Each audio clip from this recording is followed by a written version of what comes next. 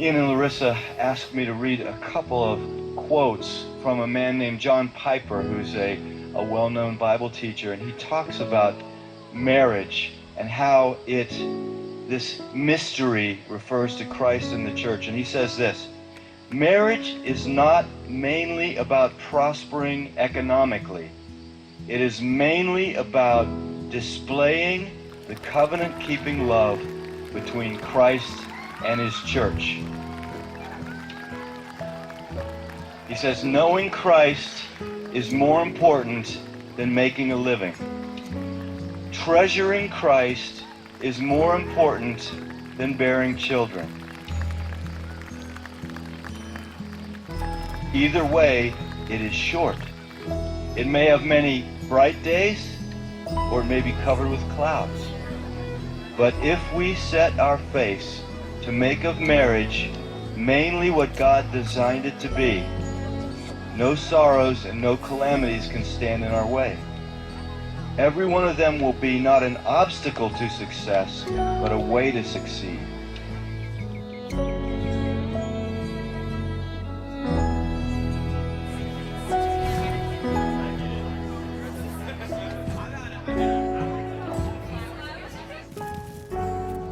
The beauty of the covenant-keeping love between Christ and his church shines brightest when nothing but Christ can sustain it.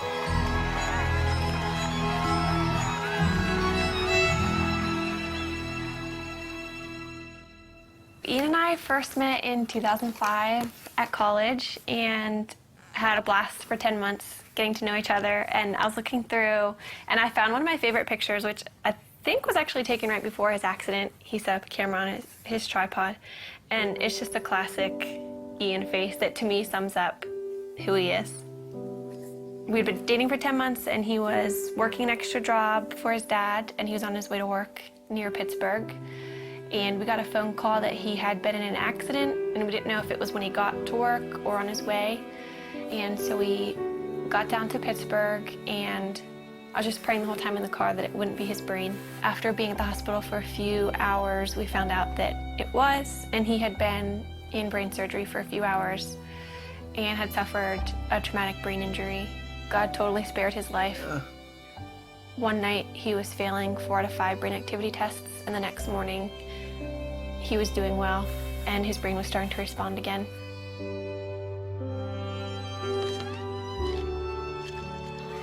I moved in with his family after the accident, so I was really involved in his therapy and just did whatever I could to make his life fun. We'd go out on dates, and looking back, it's weird because he couldn't talk and he couldn't eat. So we probably looked like complete weirdos being on dates, but we had a blast, and I just talked to him all the time.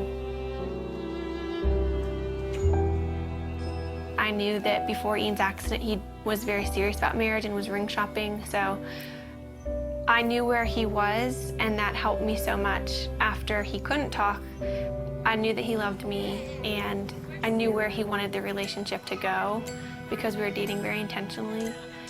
We just prayed that marriage would someday happen and watched all of our friends get married and start having families. That was challenging, but we just tried to hold out hope that that would be us someday.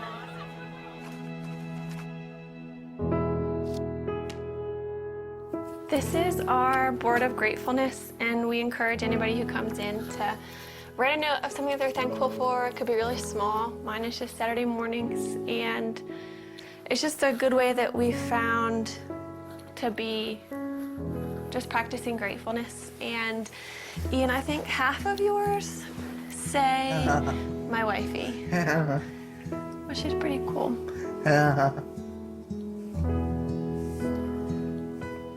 We decided that We couldn't really consider marriage as an option until Ian was able to communicate. But if he could communicate with me, then we could have a marriage, knowing it would be really different. But as long as Ian could talk to me, then we could make it work. So once Ian began communicating, it became a little bit more of an option. And then we just kind of watched Ian progress. Hi, husband. Hi, wifey. How are you? What? How was your day? Yes. A conversation I had with his dad, it was one of those conversations where I realized this could happen. Then that August, his dad was diagnosed with brain cancer. And at that point, his dad's biggest concern was Ian and I, and whether or not we were going to get married or step away from our relationship. He wanted us to make a decision to move our lives in some direction.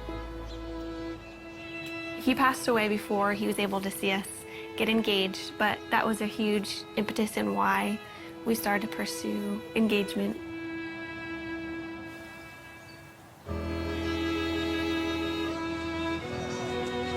Throughout premarital counseling, we just used this momentary marriage. It was so helpful because John Piper talked a lot about primary things and secondary things, which is really important for us because when we're walking out our marriage practically, Ian can't do the secondary things like working or making a meal for me. Everything that's primary, though, he can do, which is leading me spiritually. Ian always comes back to the foundational truths of who God is and kind of reels me back in from my emotions, and that's the most important thing. We have two friends that we're going through the book with. I think we've just been able to help them see that maybe the little things that they're excited for about marriage are worth being excited about, but they're not the end all and be all of their marriage. But we also have so much to learn, and we're learning from them and things that they share because our relationships are different and we can glean different things from each other. I think what helped us in deciding to make this commitment to each other, at least for me, is knowing that Ian wouldn't have left me if the roles were reversed, and that we love each other and we know that God's going to be faithful to our marriage. We're able to love each other with, I think, a more Christ-like love because of Ian's disability, and just understand that picture a little bit better than if you were healthy. Yeah. Agree? Yes. What about God enables you to have a happy marriage?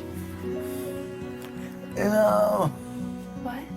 he's awesome. He's awesome. Yeah.